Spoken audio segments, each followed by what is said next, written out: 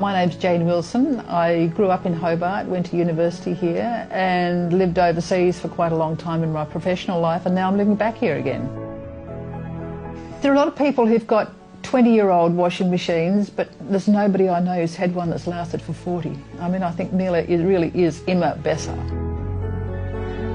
My mother bought me a washing machine, a Miele washing machine, when my first daughter was born, which was 1976, so around about that time. It was terrific with delicate fabrics, and because of my Scottish background, I'm obsessed with linen and wool and, you know, fine fabrics and things, so I never did any hand washing.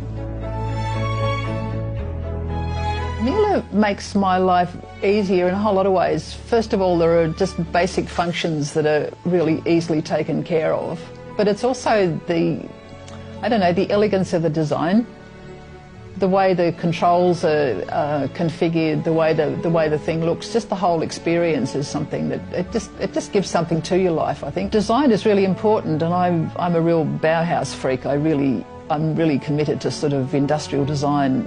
And looking at Miele products, they incorporate the simplicity of that kind of industrial design, and yet they're very convenient for domestic purposes. It's a winning combination, I think, and how it should be.